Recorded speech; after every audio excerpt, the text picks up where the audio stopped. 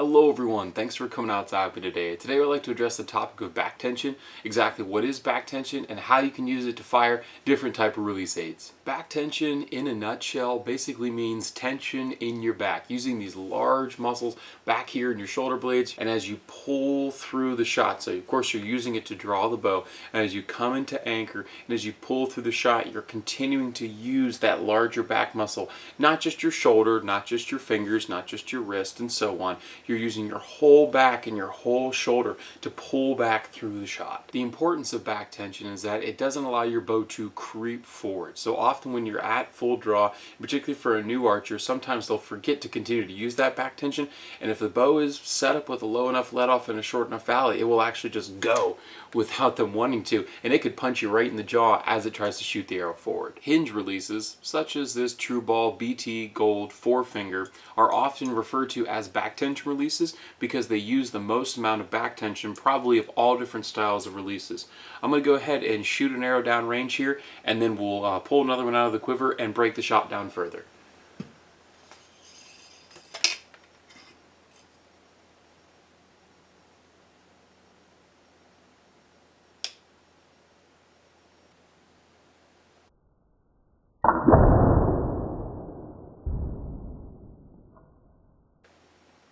So as you saw after the shot, I'm pulling through and I'm rotating my hand, I'm working through the shot. Afterwards, this arm flew back this way, my bow arm flew forward, and that was because of back tension. I was using my shoulder to maintain tension. So let me talk through this shot, going through the back tension. So the shot's not going to look super clean, but I want to talk through it.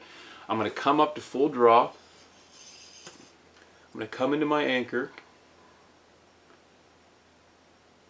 The release is going to click, there it went, and then I'm going to keep pulling with my back. I'm going to keep tension with my shoulder blade, not with my forearm, not with my wrist. I'm going to keep tension as I rotate the release in my hand. And you notice my hand flies back, and that's not me exaggerating, that's because I'm keeping the pressure. So the holding weight of this bow is something I have to fight against. I always have to keep pulling that at least in order to keep it from flying forward. So I'm holding back that weight, and I'm continuing to add more weight, a couple more pounds of pressure. Don't know exactly what it is, doesn't really matter.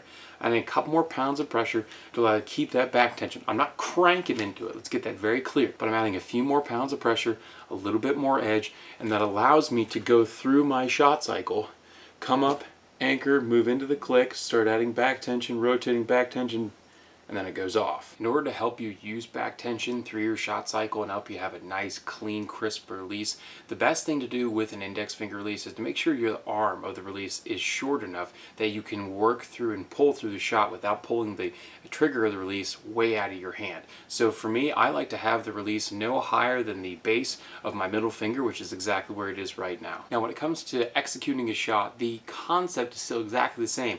When I come up to anchor and I'm going to put my knuckle behind my earlobe there, I'm going to keep pulling back with my shoulder blade, trying to pull through the entire bow, pull the string back even a little bit further, add more poundage, laser-like focus, and then as I'm doing that, the release is going to come forward a little bit more, which is okay because my anchor stays the same, and as it comes forward, I'm going to be squeezing with my finger. So pulling, release comes forward, squeezing, pulling, squeezing forward, and the release will go off. So let's see if we can demonstrate that. Come to full draw, anchor, get all set, and I'm going to be pulling back, and now I'm exaggerating my elbow movement here to illustrate that. Be pulling back, pulling forward, pushing back, pulling forward, pushing back. And it's a surprise release. I have no idea when that's going to go off. Pulling back with my shoulder, squeezing, pulling, squeezing, pulling, squeezing, pulling, squeezing.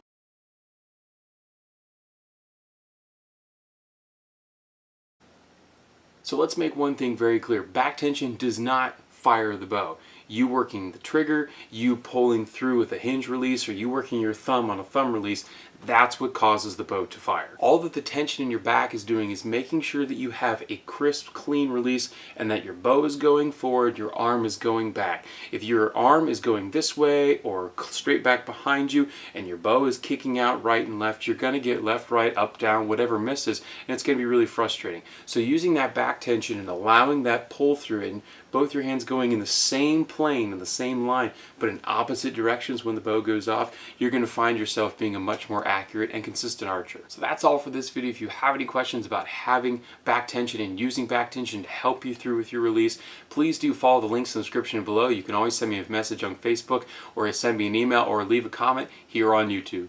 Hope you're able to get outside, enjoy the sport of archery. Definitely enjoy the sport of archery hunting if you so choose. Enjoy God's beautiful creation, and we'll get to see you next time.